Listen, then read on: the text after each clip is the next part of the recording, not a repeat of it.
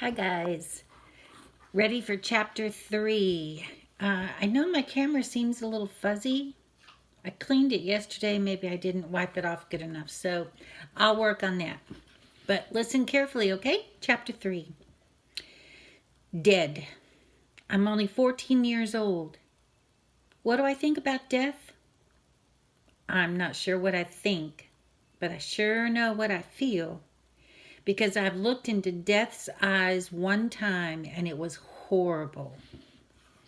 Last winter, in early January, just after Christmas, Mom drove us to school one morning. My brother Paul, a three-letter jock in football, hoops, and baseball, had gone in early for his usual weight training. So it was just Mom, Cindy, and me in the van. With wheelchair loader Dodge Caravan, burgundy. I sat strapped in my wheelchair when in turn gets locked into these big bolts that hold the chair in place. Cindy sat up front riding shotgun. The road was wet. Seattle drizzle made the windows on the sides of the van all steamy and beaded with raindrops. I happened to be focusing out the front through the clip-clap slapping of the windshield wipers. In front of us was an older car, an ugly junker, beat up, dirty, a brownish color. Suddenly, streaking in from the right side of the road, a dog flew into the path of the brown car. I don't like reading this part. Y'all know I love my dog. I watched as the dog, twisting and turning under the car, seemed to bend up, flip over, and turn inside out. In another horrible moment, the back left tire of the car seemed to spit out the broken body. The dog rolled and tumbled along the road several times, tried to right himself, running a couple of awkward, horrible steps to the side of the road, but then collapsed. Cindy screamed and burst into tears as Mom slammed on the brakes and whipped over to the roadside, sliding in the loose gravel and almost running over the dog too. Before the van even stopped, Cindy was out of her door and running toward the dog. "Cindy!" Mom screamed. "Cindy!" But before Mom could open the door, Cindy already sat at the dog's side, lifting his head gently into her lap. Gus, this is not about you. Be quiet. Gus. Sorry.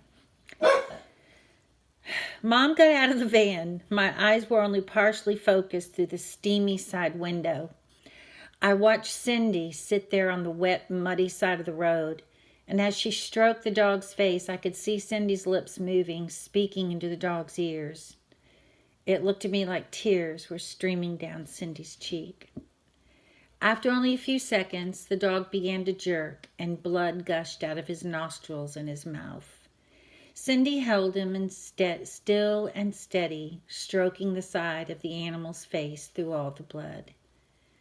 Suddenly, directly in front of my view, a thick stream of rainwater let loose from the top of the van window, and for a second the glass cleared where I happened to be looking. In that second, I saw perfectly the brown eyes of the dog. They were streaked with blood, and in that instant the dog stopped squirming. His body caved in, changing from something terrified and hurt and suffering into nothing. The dog died. His eyes seemed locked onto mine at that moment when life left him. I wasn't watching a dog then. I was looking at death, looking back at me. Cindy knew it too. In that exact second, her hands stopped stroking the bloody black fur and her lips stopped moving. Cindy let death alone, sliding away from the dog's body, carefully easing his limp head down onto the wet gravel. There was nothing more to do. This is a sad chapter. Cindy and Mom got back into the van. We turned around and began to drive back to our house. Cindy sat smeared in blood, mud, her white pearl jam t-shirt soaked, stained, and ruined. Mom said, "I'm so sorry that you had to see this, sweetie." "No," Cindy answered. "Well, I mean," Mom began, but Cindy cut her off. No, it's all right.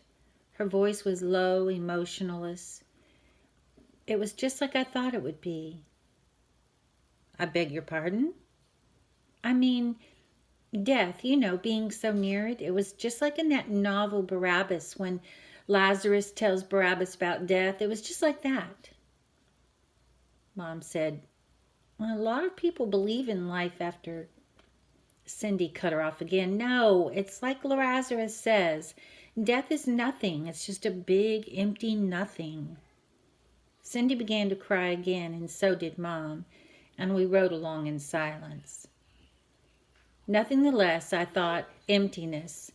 My body breathed heavily, even my heart beat slowly. I felt the leather straps on my legs and across my stomach and chest, and I remember the sound of the rain, of the tires over the wet pavement, and the feel of the damp air in my throat and nose. Emptiness? Nothingness? The thing is, my life has always been just in my head. If you think about it, I haven't really got a body.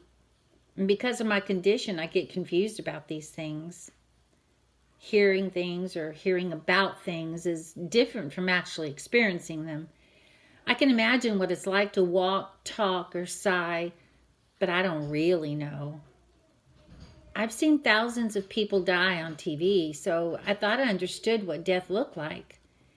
But watching that dog lose his life and watching death take his life away made my stomach weak and my skin tingle and my heart pound harder in my chest. It made me feel sick. Death. Was that the closest I've ever been to it? I could feel what it was like, which was just like Cindy said. Nothing. A big, fat nothing. It looked to me like when you die, you just, I don't know, your life just disappears. That day, death stared at me through bloody eyes, and it terrified me.